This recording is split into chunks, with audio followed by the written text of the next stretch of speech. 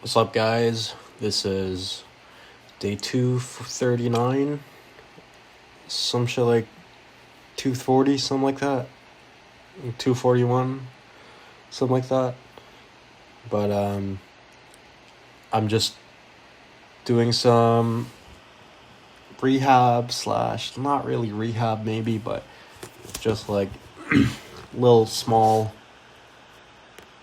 like little tinkering around kind of workout I'm doing at home.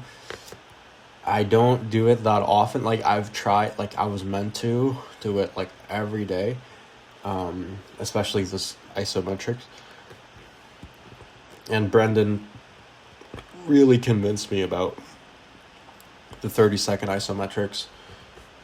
And like there's a lot more than just doing 30-second isometrics in terms of his formula, which I think is like really logical. And I am going to try to do it more close to what he showed me. I just like, the only reason I haven't is because I was lazy and I just was like, but I have a tournament coming up in like 5 days, and I know it's like too late maybe, but I feel like I've not worked hard enough, like, because like for the last while, like all I do is table time and just like nothing at all, which like I keep saying, I feel like I'm not, like I'm still getting stronger, but like definitely I think I'm getting injured more, and my conditioning is bad, and my endurance is bad. The last tournament I pulled, and then I did literally nothing for 2 weeks, like, and like as soon as I was, because I know this happens to me from experience, but like, yeah, as I was like warming up, just crazy pump, and I'm like, oh shit. And like I won my class like pretty like easily, honestly, on rate. But like I think I had 4 or 5 matches, and then after like the third one, I was like I'm so like I was like getting really nervous about how pumped I was getting. But yeah, so I just was like, you should like not, like you should do something. I mean, I could work out, I think, like fairly high intensity, as long as it's not like very, very arm wrestling specific or like damaging. Probably like Wednesday or Thursday. So I feel like this last week I should probably push it a little bit. Like, so like, yeah, I'm kind of like cramming. Psychologically, I feel like I have to do something. And that's another thing too, is like at the last tournament, I'm like, I'm trying to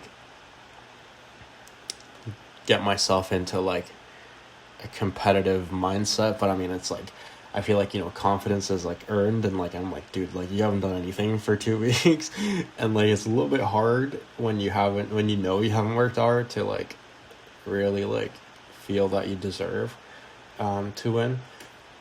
But yeah, I like so didn't want to. I don't know why I'm like feeling not like, I think if I make it a habit, like it'll become easier. But like I think if I don't do anything for like a week, I do get the itch, and like then it's like kind of enjoyable. But like usually it's like, I've pulled like 2 days before the day before, and I'm like still sore, and then it's just kind of like, I'm like, like if you're this sore, like, is there even like, should you even be working out? Like I think that's like sort of how it starts, and like why I skip so much. But yeah, but I'm like, like maybe I should like make another video because I think like a big reason for why I started the YouTube was to like help me to like go to the gym more. So yeah, I kind of forgot what I mentioned about the isometrics, but I'm just doing 3 movements, and like one is kind of like it's like a top roll like grip, but focusing on like stabilizing like through my shoulder, I guess, instead of like pulling up. and the second one is just focusing on pulling up, and the third one is just kind of like a press angle.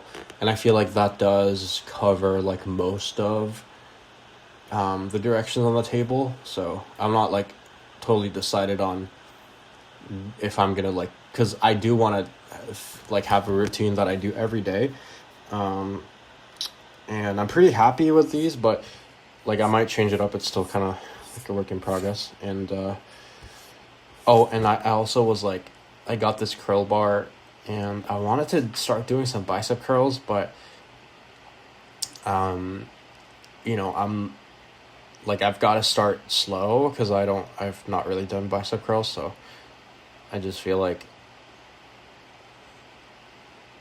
I've got to like really act like a beginner and like respect the exercise and start really low. But my elbows were hurting, my right.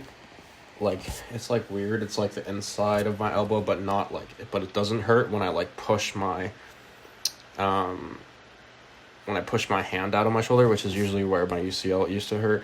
It feels like it's like deeper inside, but I feel it when I'm like going down in the curl when I'm like opening up. So that's like kind of annoying, but I feel like on the table, like it's not like gonna affect me that much.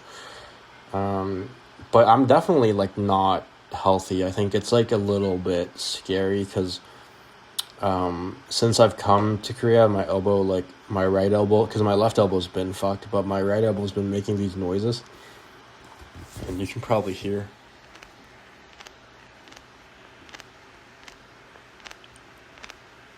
I don't know if you can hear, but it's like this crunching thing that is like it's like I think it's like probably some kind of like bone spur that like my connective tissue like is rolling over. But I just keep thinking about that Michael Todd thing where they talk about how like his tendon was like all like like it looked like it was chewed up because, you know, of all the bone spurs. And I'm like, you know, obviously it's like nowhere near as bad as whatever that was, but I'm just like, every time I hear this, I'm like, is this like grinding up my fucking like tendons every time? Like, I don't know. So it's kind of like mentally like sometimes I'm like worried, and it's not like painful, but even when I'm doing pull-ups, I'm just kind of like so I'm like, dude, like what the fuck, like so that's a little bit bad. But I mean, at least for Saturday it's like whatever, like just for right now it'll be okay. I mean, in the long term, I think like, I mean, eventually I think it'll come up in a way that's like really bad, but for now it's like fine, I think. And yeah, I just wanted to say quickly that I really think I've like finally been able to ditch this like powerlifting paradigm of thinking about workouts. And I find that even the people that think they've ditched the powerlifting paradigm actually have not fully, because I feel like the Latvian like programming is obviously like it's not powerlifting because, you know, it's like it's very, very arm wrestling specific, but it's still like like weightlifting paradigm.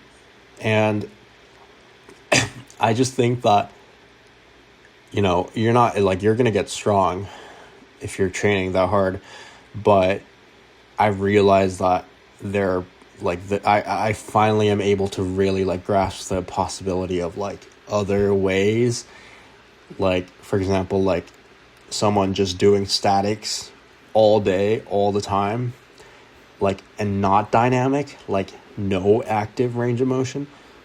Like, I just could never have accepted that before. And like, it's like I am starting to accept it, because I like some of these guys. I mean, first of all, like Lee Hyunjin, like this is the biggest thing, is like, you know, like I knew like I knew about the fact that, they're just lightweight, like killers, that are very skinny. But I think,